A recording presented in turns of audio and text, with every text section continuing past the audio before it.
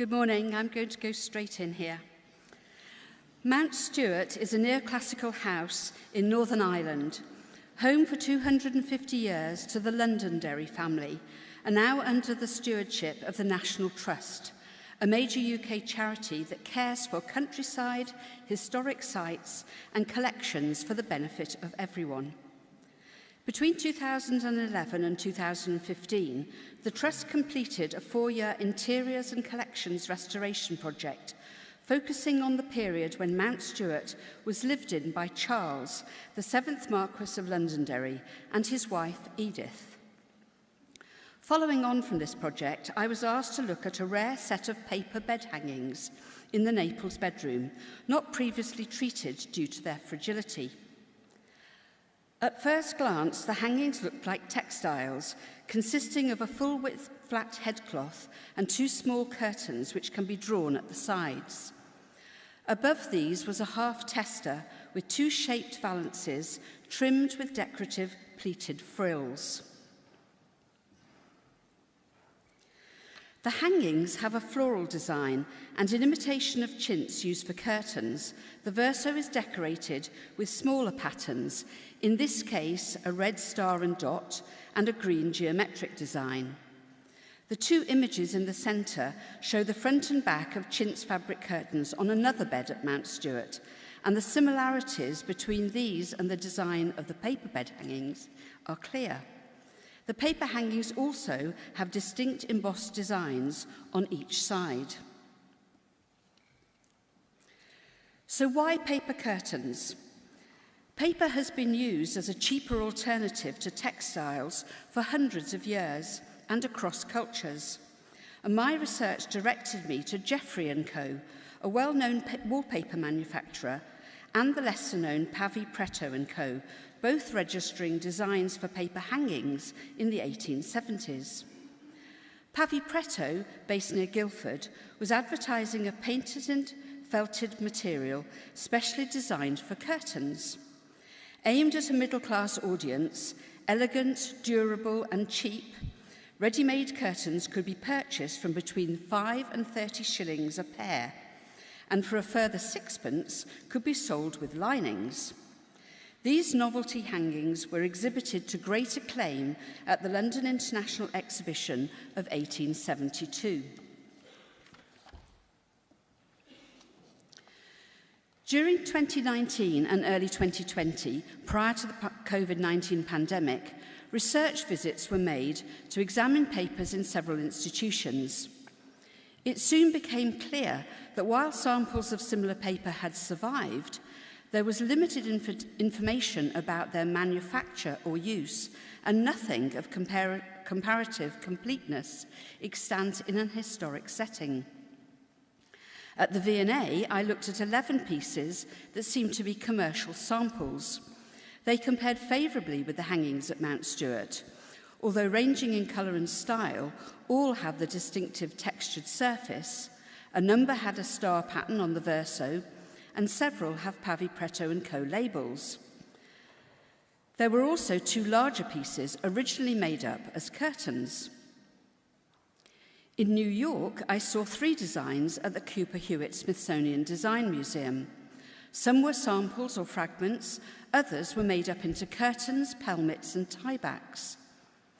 Amongst them was a blue and green stripe design I had already seen at the V&A, this time with a design registration mark clearly visible at the edge. The symbol with its numbers and letters denotes a registered wallpaper design, dated 29th of July, 1872. Representations books at the National Archives Kew in London contain 43 designs for paper hangings registered by Pavy Pretto and Co and 2 by Pavy & Co. Sadly, the Mount Stewart design was not found amongst them. The Museum of the Home in London has rolls and fragments of a single design of exotic foliage and birds, with the remains of stitching holes evidencing how it was previously made up into curtains. This same design was seen at the National Archives. Strangely, each has different design registration numbers. maybe a Victorian typographical error.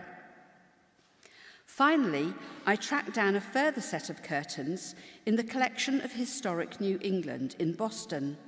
Complete with a similar Red Star backing paper and trimmed pelmets, they bear a striking resemblance to the valances and frills on the bed hangings at Mount Stewart. Following their launch, reviews of the novelty felted papers made great claims to their qualities, and the various organic materials listed in their manufacture were described in dramatic terms. They were likened to Japanese papers and could be used for the curtains of sick rooms, as they were non-absorbent, easily brushed, and not likely to retain contagion.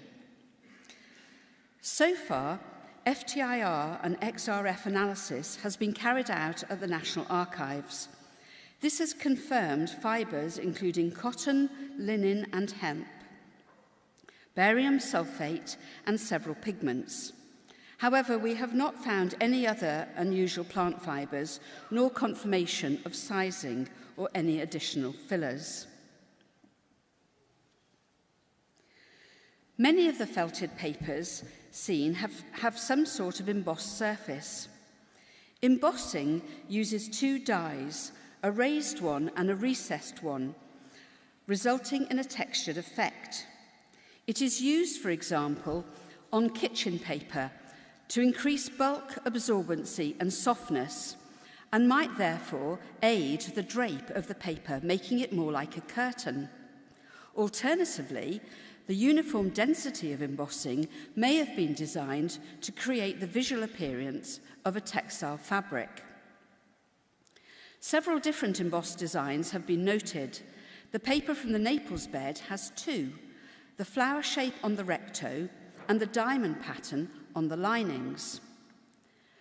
Initially, having examined a multi-layered blue paper at the V&A, I had thought the felted papers were laminated, but it seems they were manufactured as single sheets and could be double-layered when supplied ready-made as curtains with linings. The valances of the Naples bed hanging are stiffened with an extra layer in the centre.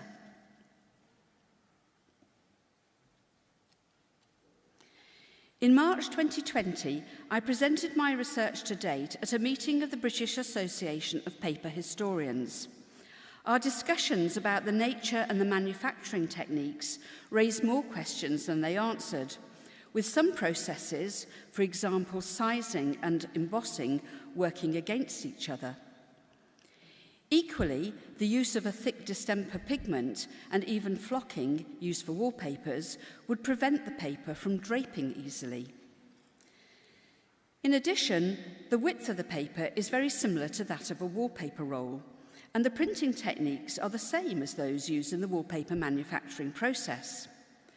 The blue and cream striped paper seen in 3 different collections was registered as a wallpaper design, and all the designs are listed at the National Archives under the heading Paper Hangings, a term also associated with wallpapers. It seems maybe that Pavy Pretto and Co had just got too carried away. The 1872 reviews hailed felted papers as a virtually flawless new invention. However, despite being economically produced and sold at a low price, it seems the cheap material and designs were not popular. And by 1876, shortly after the success of the international exhibition, Pavy Pretto and Co went into liquidation. Perhaps like their later counterparts, the fashionable op-art paper dresses of the 1960s, designed to last only for a few outings, they did not live up to expectations. However, the survival of an example of this short-lived commodity was a rare occurrence and worthy of conservation. And so the story continues.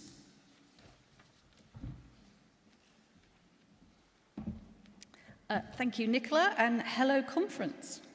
I'm glad the lighting people got my memo about the colours. They've perfectly matched my jumper. I first visited Northern Ireland to view the curtains in January 2020, just as the world was put on hold due to the pandemic. Thank you.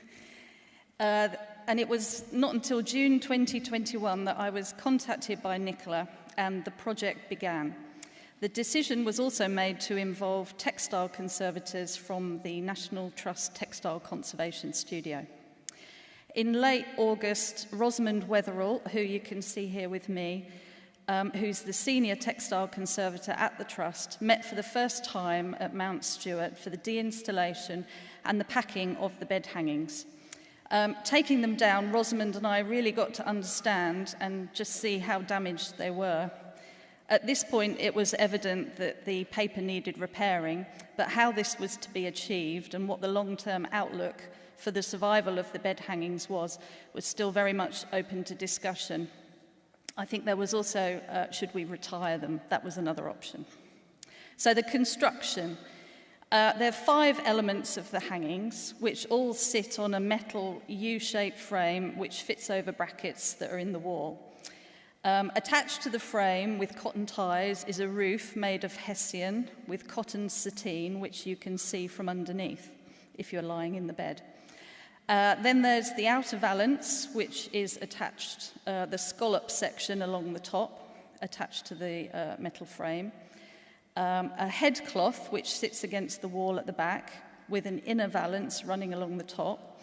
And finally, the 2 curtains hanging either side. At some point, possibly in the last 50 or 60 years, a grey bobinette net had been sewn onto the front face of all 5 elements. This has been a common textile technique used to repair throughout the 20th century, and it is still used today. The 2 curtains and the outer valance also had plain silk linings, which you can see on the right. That's the silk linings. This was presumably to add some strength and possibly to hide the different patterns. And the image there on the left is seen through transmitted light. That's one of the curtains. You can see the damage on the paper, which was pretty scary. On closer examination, as Nicola said, it was found that the 2 curtains were made from 2 different layers of paper. The chintz pattern paper, which Nicola's already discussed, and both curtains were constructed from 2 lengths of both papers, which had been machine sewn together so neatly that we couldn't see this seam before we removed the bobinette. And you can see the seam in the lower photograph. That's the seam in the middle of the curtain. The inner and outer valance were constructed of the 3 layers of paper, and in the middle, over on the right, you can see the thicker layer. It was sort of probably like a sugar paper. The headcloth was made from 2 separate curtains with green fret pattern lining, and all the elements of the hangings, 2 or 3 papers, had been machine sewn together, such as one would find on traditional textile curtains, not something we tend to use in paper conservation. The papers were folded at the edges and on themselves and over each other before being sewn, but surprisingly, this sewing was found to be quite sound. The paper frill, which we'll come back to, was obviously made in lengths before being sewn onto the valances, and its construction became apparent when it was deconstructed. So, is it possible to play this video? Whoever's looking at the screen. No. In September 2021, try the next one. Oh yeah, here we go. In September 2021, I spent a few days examining and documenting the right-hand curtain in my studio, and I realized quickly that the next step was to remove the bobinette and the lining and investigate treatment options. Here I'm ably assisted by Fedra, who was at that time a student from Cardiff University. There were 9 vertical rows of stitching and 21 horizontal rows, which was a lot of sewing. So once removed, the true colour and horror was revealed. But as well as, it was, even though it was net, it was very hard to see. I couldn't see the joins, but other facts were also uncovered. There was this uneven discoloration. You can see on the right, the back lining paper has really quite yellowed. We also found chalk lines that were marked onto the curtains where the bobbinet had been sewn on. And at some point, the curtains had been folded up. There were very definite horizontal folds in the curtains, which hadn't come out with gravity, which was quite amazing. And there was also used heading tape, which suggests that they'd been used previously at a window before being remodeled into these bed hangings. Obviously, the main problem that I had to solve was how to repair the paper. And as you can see, it was in a pretty fragile state.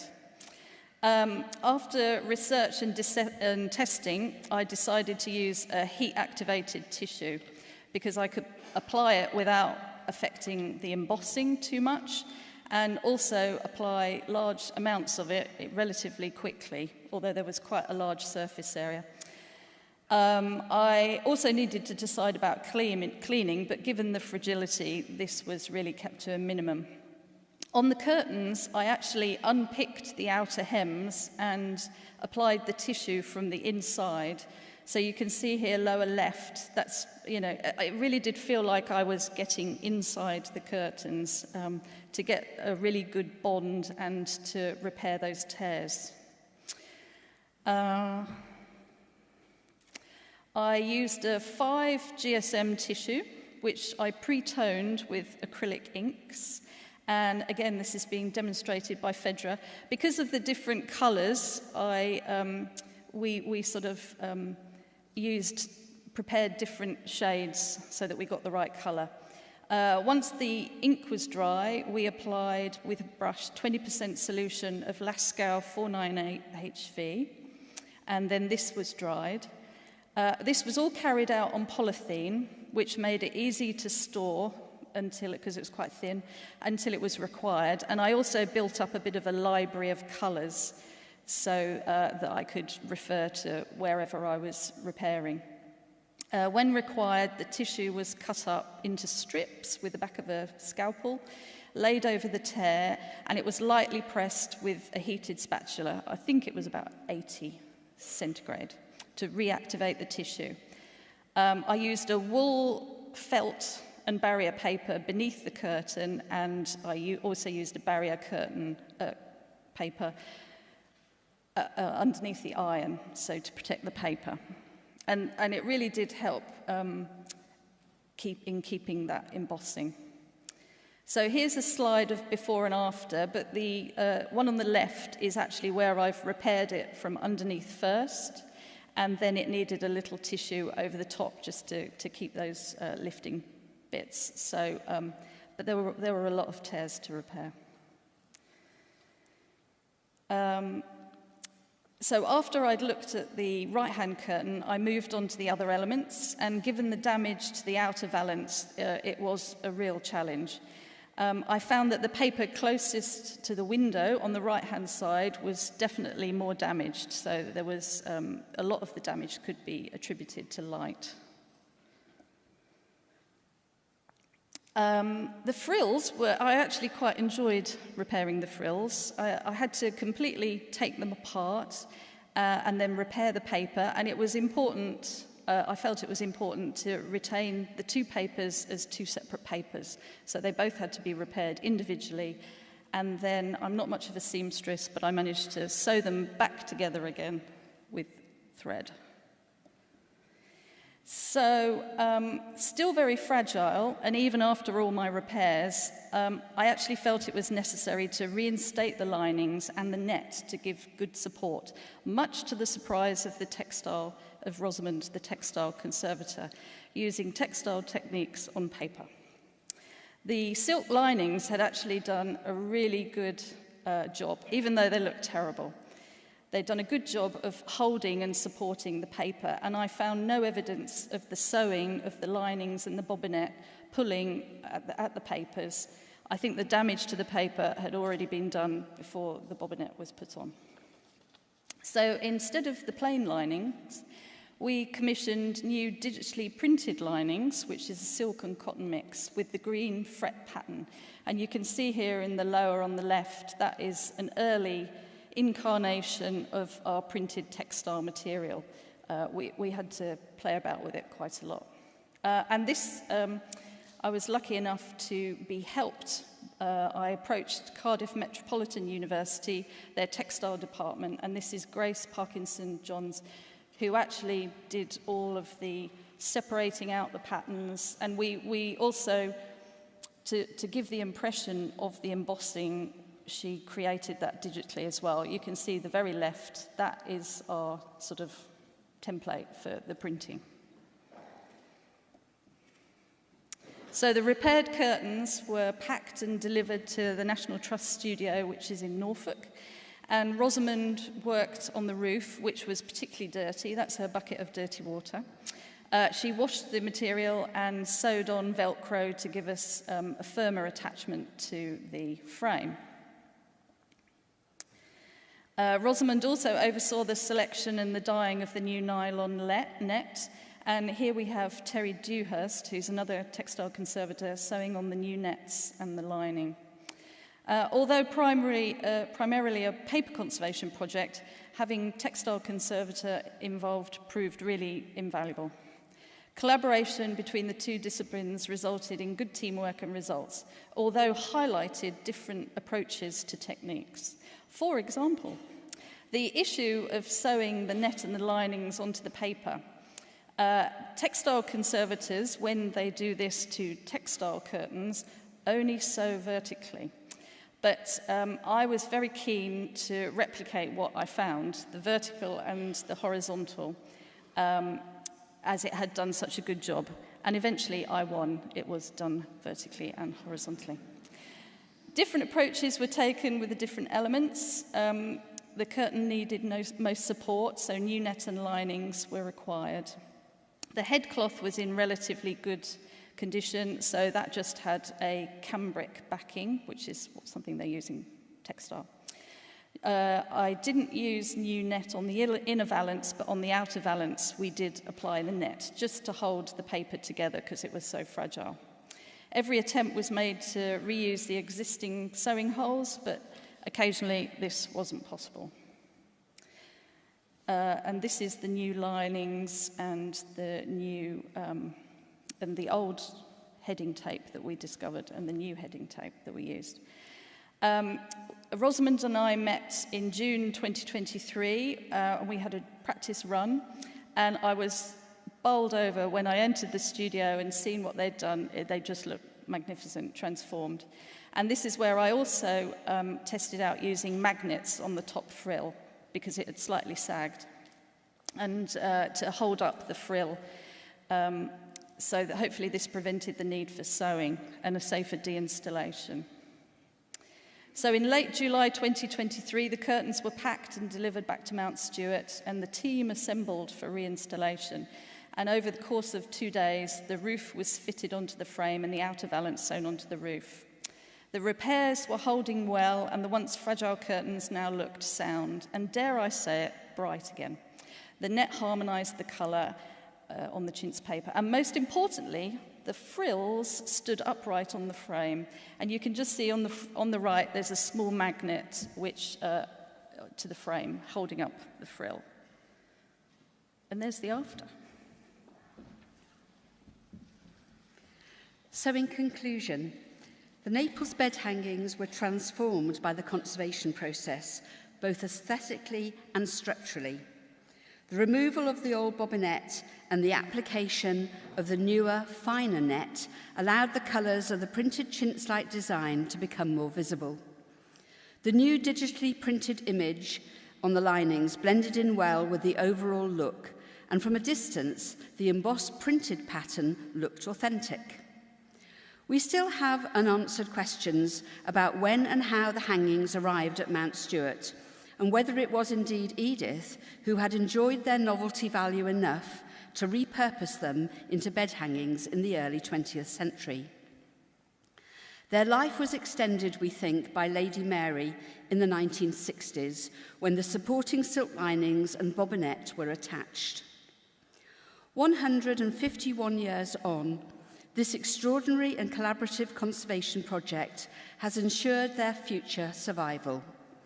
We believe the Naples bed hangings are the only felted paper hangings remaining on display in a public collection, and used just as they had originally been intended by Eugene Pavy in 1872. I'm feeling quite emotional. So just to say thank you. Thank you to AARDA for inviting Emily and myself to make the presentation today, and to our colleagues listed here. And thank you.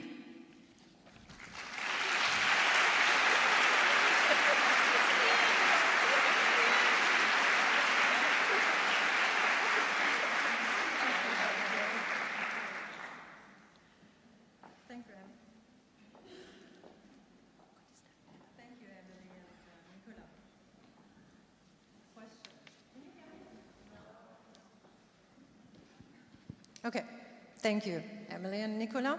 We have time for a few questions. Questions? Hello, I'm Catherine Lockett. I'm an independent paper conservator. Thank you both. Emily, I wondered when you were doing your repairs, we could see you going between the front and the lining paper to put in the heat set tissue. Was the lining far too fragile to take all of that off and just work from behind? Well, initially,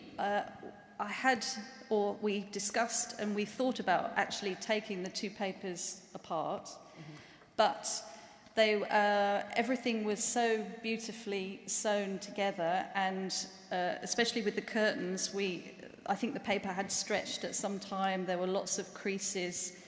It just seemed too risky to take it any more apart than I already did. I hope that makes sense.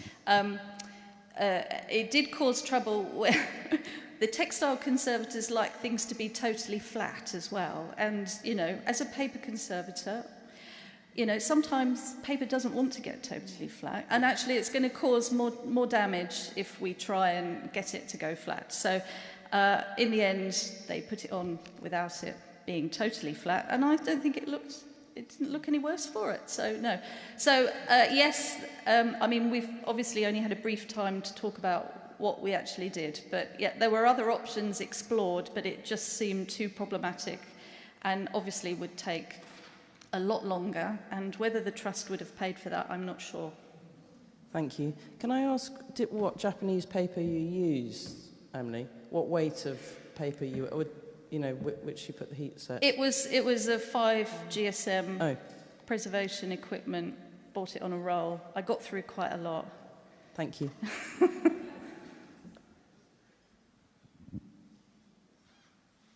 Would you mind standing up? It's much easier to kind of see where the question is coming from. Thank you. Yeah. Marie West, Copenhagen. I wonder if you had a chance to work with the light levels from the window, because you mentioned it probably damaged the paper. Was it from a window? Yes. I think when I took the silk linings off the curtain, there were old heading tapes that had obviously been used, not in this construction. So I think we are safely assuming that they had been used potentially in a window.